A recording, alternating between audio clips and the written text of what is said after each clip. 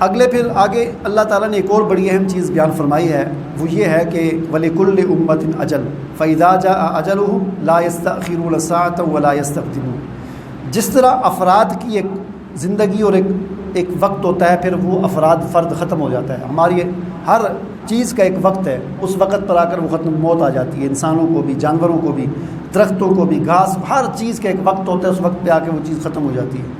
اسی طرح اللہ تعالیٰ فرماتے ہیں کہ قوموں کا بھی ایک وقت ہے، بحیثیت مجموعی جو اقوام ہوتی ہیں ان کا بھی ایک وقت ہوتا ہے، اور وہ وقت جب آتا ہے تو وہ قوم ختم کر دی جاتی ہے، اس کی جگہ کوئی دوسری قوم آ جاتی ہے۔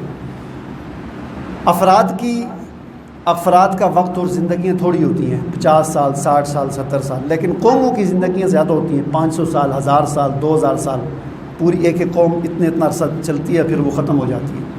تو ہر امت یعنی ہر قوم کا ایک وقت ہے، جب اس کا وہ وقت آتا ہے تو پھر وہ قوم ختم کر دی جاتی ہے۔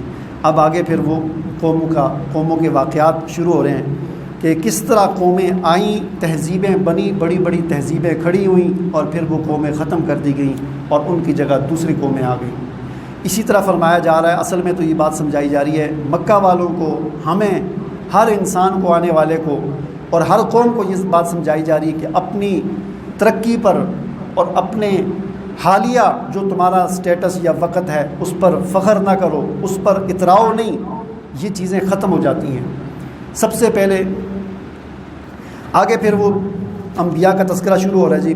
سب سے پہلے اللہ تعالیٰ نے حضرت نوح علیہ السلام کا ذکر کیا ہے کہ نوح علیہ السلام نے اپنی قوم سے کہا کہ یا قوم اعبدوا اللہ ما لکم من الہ غیر، اے میری قوم اللہ کی بندگی کرو، اللہ کے علاوہ کوئی تمہارا معبود نہیں ہے، اور میں تمہیں عذاب علیم سے ڈراتا ہوں۔ بہرحال پوری اس کا تفصیل کے ساتھ اللہ نے ذکر کیا ہے۔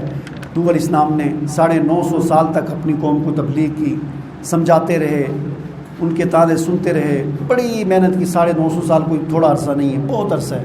1000 سال کوئی بہت عرصہ، اتنا عرصہ وہ محنت کی، اور اس 1000 سال میں صرف 70-80 لوگ مسلمان ہوئے، ان کے ہاتھ پر ایمان لائے۔ کتنی آپ اندازہ لگا سکتے ہیں کہ وہ ان کی محنت کو، کہ وہ کبھی مایوس نہیں ہوئے، مایوس کبھی نہیں ہوئے۔ 1000 سال میں ایک نبی محنت کرے اور صرف 70 لوگ مسلمان، تو کتنا مشکلات کا شکار وہ رہے۔ لیکن آخر کار کیا ہوا؟ پھر اللہ تعالیٰ کا عذاب آیا اور سیلاب آیا، سارے ڈوب گئے۔ وَأَغْرَقْنَا الَّذِينَ كَذَّبُوا بِآيَاتِنَا، اصل چیز یہ ہے فَكَذَّبُوا فَأَنجَيْنَاهُ وَالَّذِينَ مَعَهُ، ہم نے ایمان والوں کو نجات اور بے ایمانوں کو ہم نے غرق کر دیا۔ تو یہ حضرت نوح علیہ السلام کا زمانہ جو ہے نا، آج سے تقریباً 5,500 سال پہلے کا زمانہ ہے، 5,500-6 ہزار سال پہلے۔ ان کے پھر 500 سال بعد پھر ایک اور قوم عاد آئی۔ قوم عاد کی طرف اللہ تعالیٰ نے حضرت ہود علیہ السلام کو بھیجا۔ یہ پھر انہوں نے بھی وہی دعوت دی، ہر نبی کی دعوت ایک ہی ہوتی تھی، یا قوم اعبدوا اللہ ما لکم من الہ غیرہ، یا قوم اعبدوا، اے میری قوم اللہ کی بندگی کرو، اللہ کے علاوہ کسی اور کی بندگی نہ کرو۔ اور انہوں نے بھی پھر اس طرح دعوت کی، اور ایک پتہ نہیں یہ کتنا عرصہ، 50 سال 100 سال کتنا عرصہ یہ دعوت دیتے رہے، کام کرتے رہے۔ آخر کار پھر کیا ہوا؟ وہی ہوا فَأَنجَيْنَاهُ وَالَّذِينَ مَعَهُ بِرَحْمَةٍ مِنَّا وَقَطَعْنَا دَابِرَ الَّذِينَ كَذَّبُوا بِآيَاتِنَا، ایمان والوں کو نجات اور بے ایمانوں کو ہم نے ان کی جڑ کاٹ کے رکھ دی، ہم نے جڑ کاٹ کے رکھ دی، ختم کر دی، قوم بھی پوری ختم کر دی۔ آگے پھر ان کے تقریباً 500 سال کے بعد قوم سمود آئی۔ قوم سمود کی طرف اللہ تعالیٰ نے حضرت صالح علیہ السلام کو بھیجا، ان کی بھی وہی دعوت تھی، یا قوم اعبدوا اللہ ما لکم من الہ غیر۔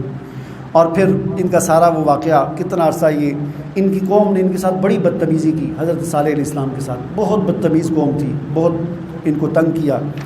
اور بہرحال سارے یہ واقعات ہوئے۔ اونٹنی کا واقعہ اس کے اندر ہے، وہ انہوں نے مطالبہ کیا کہ ہم آپ کو تب نبی مانیں گے کہ آپ اس پتھر میں سے اونٹنی نکال کے دیں۔ عجیب سا سوال، اور یہ فرمائشی معجزہ، اللہ تعالیٰ نے اس معجزے کو پورا کیا، ایک اونٹنی نکلی، اور پھر وہ اونٹنی انہی کے لیے وبال بن گئی۔